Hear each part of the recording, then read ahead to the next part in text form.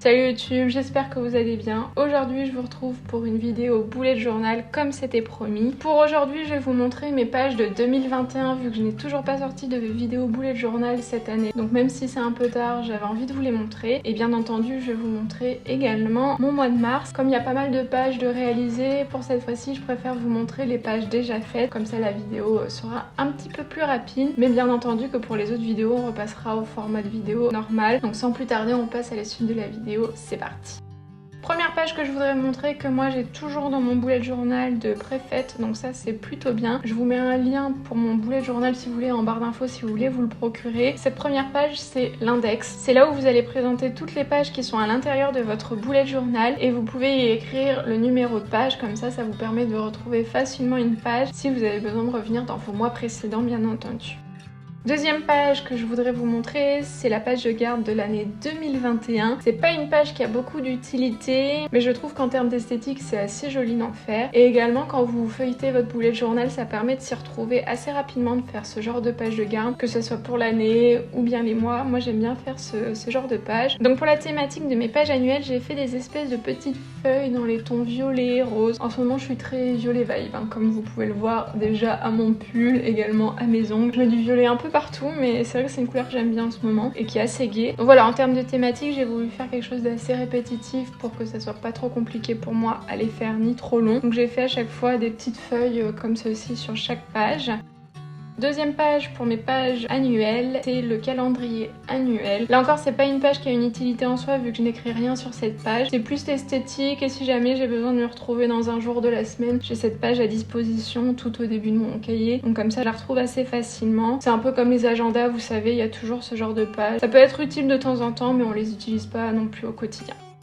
Troisième idée de page que vous pouvez faire pour votre bullet journal en début d'année, ce sont les objectifs de l'année que vous voulez vous fixer. Donc moi j'ai fait une double page pour que ça soit assez grand et que j'ai pas mal d'espace. Je sais qu'on m'a déjà fait la réflexion comme quoi je faisais du franglais dans mes pages bullet journal. C'est vrai que parfois j'écris les mots en français et parfois en anglais. J'avoue que c'est peut-être le fait d'avoir beaucoup regardé de vidéos bullet journal en anglais qui me fait avoir ce petit souci là. Donc j'espère que vous m'en voulez pas trop qu'il y ait parfois des mots en anglais, mais toujours est-il que j'ai effectivement écrit objectif en anglais pour cette fois-ci et j'ai fait un espèce d'encadré comme vous voyez, toujours avec ces feuilles dans les tons violets qui est tout simplement la thématique comme je vous ai dit de mes pages annuelles. Et ensuite à droite j'ai fait deux espèces de parties où il y a une partie c'est pour les objectifs personnels et une partie pour les objectifs professionnels. Il y a un petit peu plus de bullet point pour les objectifs professionnels vu que je sais que j'en aurai plus. Et les petits traits violets que j'ai fait ici, c'est ces traits faits avec un stabilo. Ensuite, page suivante, ça va être ce que j'appelle un peu mon planning annuel. Cette page-là, je la fais en 4 pages en tout, donc en 2 doubles pages. Là, vous avez les 6 premiers mois et ensuite, je fais les 6 derniers mois. Encore une fois, j'ai refait la thématique des petites feuilles en encadré comme ceci. Et cette page-là, elle va me servir à mettre tous mes événements importants. Pas du tout de to-do, ni le contenu de mes vidéos YouTube. C'est vraiment plutôt les événements type rendez-vous médicaux, là où je pose des vacances, quand je vais voir mes parents, etc. etc. Comment je m'y prends? Je vais tout simplement encadrer d'une certaine couleur le chiffre où j'ai un événement particulier. Ensuite, avec ce crayon de la même couleur où j'ai encadré la date, je vais revenir mettre le numéro juste ici et je vais ensuite écrire l'événement qui s'y rapporte. Et j'aime bien cette page parce que ça permet d'avoir une vision assez globale de l'année. Et parfois, c'est vrai qu'on a des rendez-vous qui se placent plusieurs mois à l'avance. Donc comme ça me permet de les écrire en début d'année. Et à chaque fois que je démarre mon nouveau mois dans le bullet journal, je reviens sur cette page pour les renoter dans mes pages mensuelles ensuite. Donc c'est une page qui selon moi est assez importante dans les pages annuelles à faire. Page suivante qui peut être intéressant à faire dans les pages annuelles, que je vous ai déjà présenté d'ailleurs dans certaines de mes vidéos, parce que je la fais assez souvent. J'ai pas marqué de titre, parce que moi je sais déjà ce que ça va être et je voulais avoir pas mal d'espace pour pouvoir à la fois mettre mes décorations et avoir un espace suffisant dans les encadrés. En fait c'est un peu un planning semainier, mais vous savez un planning qui va se répéter tout au long de l'année, un peu comme ce qu'on peut avoir quand on est en cours avec le planning de tous nos cours à écrire. D'ailleurs c'est une idée si vous êtes toujours à l'école. Moi j'utilise pour ma création de contenu en fait, je vais écrire le planning que je voudrais semainier pour la publication de mes contenus, que ce soit mes vidéos YouTube, mon compte Instagram, mes vidéos TikTok, mes articles sur le blog. Je note tout ici comme ça, c'est un petit mémo technique si jamais j'ai un doute.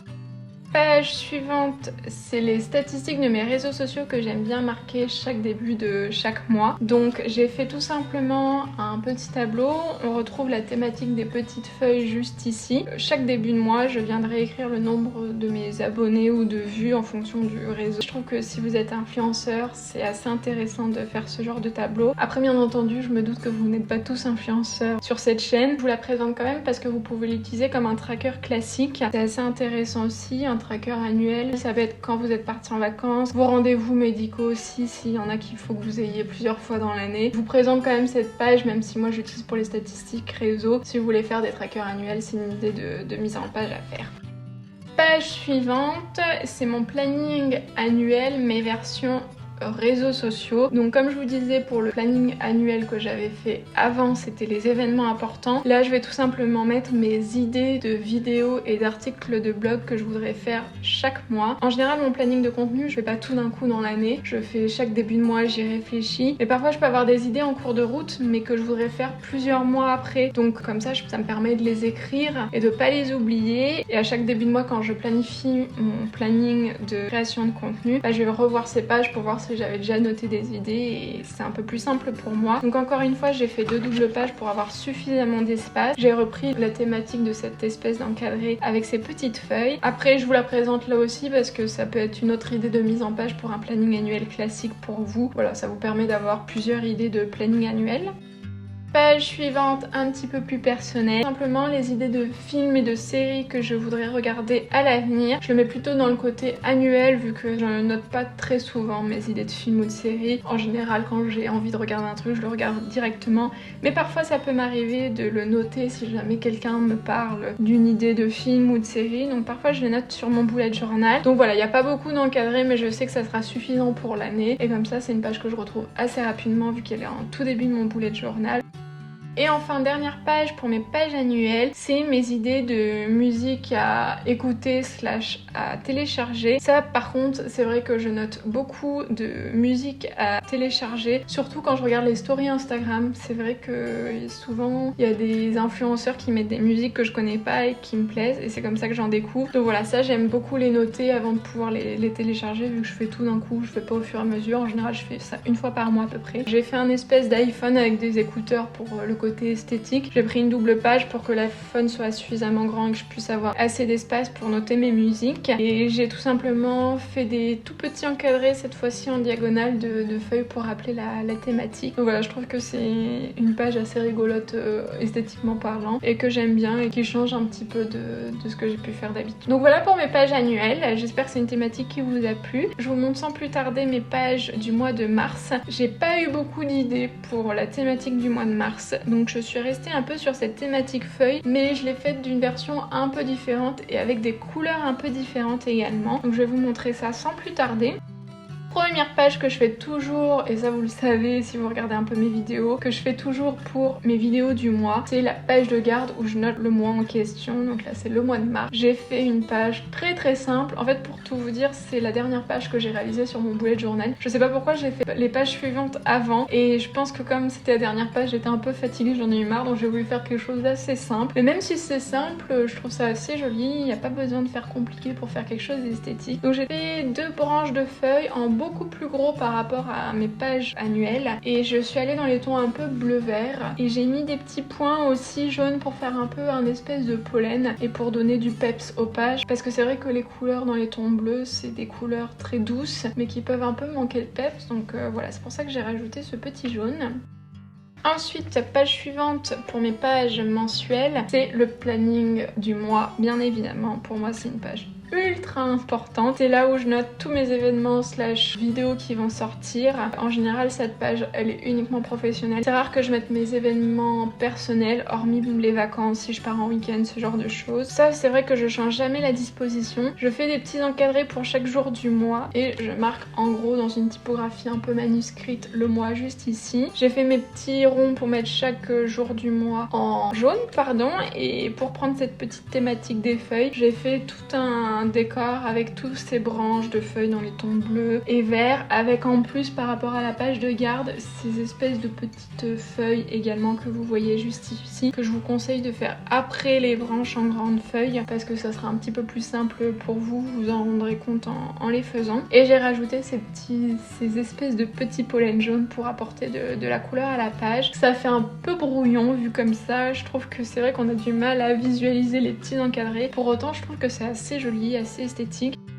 Ensuite, page suivante, ça va être le Mood Tracker. C'est une page que j'utilise pas tous les mois. En général, je vous la présente quand même chaque mois vu que je sais que ça peut vous intéresser. Et pour ce mois-ci, j'ai bien envie de l'utiliser. Donc, je sais pas si je l'ai dit, mais c'est le Mood Tracker. Là, j'ai utilisé qu'une page. Ça m'arrive d'utiliser une double page. Ça dépend des fois. Qu'est-ce que c'est le Mood Tracker pour ceux qui ne savent pas? J'ai fait en tout 31 feuilles sur cette page qui représente chaque jour du mois. Et chaque jour, en fonction de mon humeur, je vais colorier la feuille d'une couleur particulière. Donc, si j'ai pas été très heureuse ce jour-ci, ça sera un bleu foncé, et aussi au contraire si ça a été une très bonne journée, ça sera du bleu vert. Et à la fin du mois, quand toutes les feuilles seront colorées, vous aurez un peu une vision globale de quelle a été votre humeur. Je trouve que c'est une page en termes de développement personnel qui est assez intéressante, je trouve, à faire.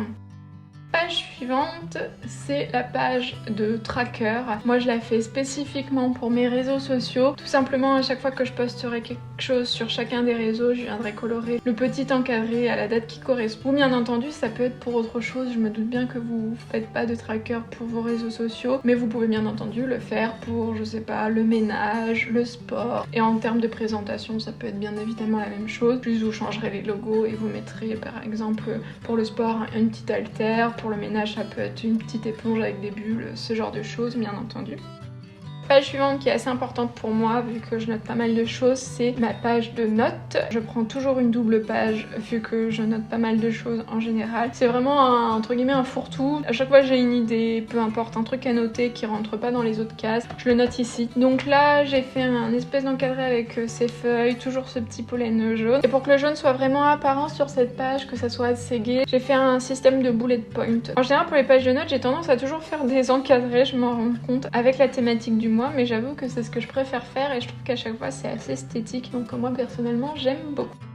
Et enfin, dernière page à vous présenter, bien évidemment c'est mon planning hebdomadaire que je fais chaque mois également. Là, contrairement à toutes les pages de planning que j'ai pu vous montrer, c'est ma to-do. Il y a 0 événement noté sur cette page. Vraiment, il y a que to-do là-dessus. Et là encore une fois, j'ai fait ce petit encadré avec ces feuilles. Et puis j'ai fait chaque jour de la semaine. Et le week-end en général, j'essaye de travailler un peu moins. Donc je le mets sur une seule et même case. Et voilà, j'ai écrit chaque jour de la semaine avec le petit numéro en jaune. Et voilà, c'en est fini pour mes pages du début d'année 2021 et du mois de mars. J'espère que cette vidéo vous a plu, que ça vous a donné des idées, que ce soit en termes d'idées de pages ou d'idées de thématiques à faire. Si vous avez aimé la vidéo et que vous n'êtes toujours pas abonné à ma chaîne, je vous invite à cliquer sur le petit bouton rouge qui se trouve juste en dessous de la vidéo. Comme ça, vous serez notifié pour les prochaines vidéos. N'hésitez pas non plus à liker la vidéo, comme ça moi je sais qu'elle vous a plu, ça me fait toujours plaisir. En attendant, je vous retrouve à bientôt pour une prochaine vidéo. Prenez grand soin de vous. Bye!